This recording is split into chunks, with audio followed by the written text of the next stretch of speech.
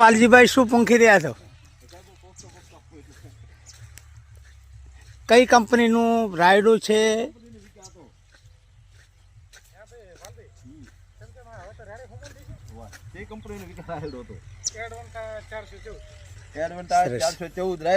તમે આ રાયડું પૂંખી રહ્યા છો? વિક્રમભાઈને રાયડું પૂંખી રહ્યા છો? હા, સરસ. તમે ગામના લોકો તમને બોલાવે છે રાયડું પૂંખવા માટે, એટલે તમે એના જાણકાર થઈ ગયા છો. તો આ માની લો કે એકર જમીન છે, તો એકર જમીનમાં કેટલું રાયડું જોઈએ? એકર જમીનમાં 2 કિલો રાયડું જોઈએ. 2 કિલો. હાલ તમારી પાસેથી 2 કિલો? હા, 2 કિલો રાયડું છે. હા, સરસ. આને પૂંખતા શું ખાસ કાળજી શું રાખવી જોઈએ?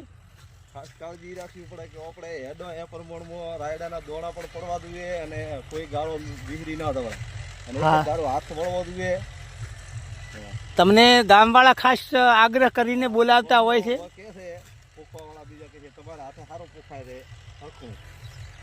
તમે માસ્ટર છો કોને આ રાયડું પૂંખવાનું? વાહ, સરસ. રાયડું પૂંખીને જ થાય કે સિવાય બીજી રીતે પણ થાય? રાયડો વાવે છે થાય ખરી, પણ રાયડો વાવેલાનો ગાહ ઓછો પડે એટલે પોખીનામાં વધારે ગાહ મળે. સરસ સરસ. આ ટાઈમિંગ તો રેડી છે કે રાયડું પૂંખવાની સિઝન આ થોડા વહેલા મોડા પડી ગયા તમે?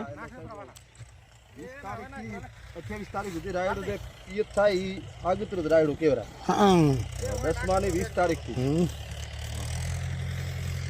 10 ની 20 થી 28 સુધીને 27 તારીખની બેઠી.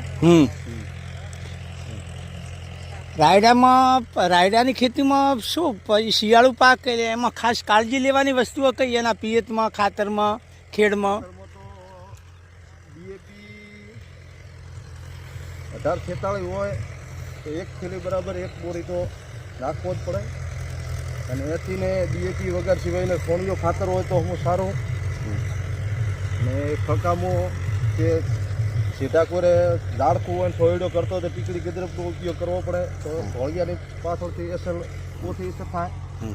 1 એકરમાં કોઈ આદર્શ ખેડૂતે સારી કાળજી લીધી હોય તો 1 એકરમાંથી ઘણામાં ઘણું કેટલા બોરી રાયડું થવાની શક્યતા રહે? 24 થી 25 બોરી. 24 થી 25 બોરી. તો સારો ખેડૂતોને સારી માવજત કરી હોય તો સરસ. સર એક વખત કર્યું તો. હા, કેટલું થયું હતું? 28 બોરી અમારી હાથે અમે લીધેલો હતો ભોણજી નાયડાના માંથી. ઓહો, 28 બોરી. સરસ સરસ.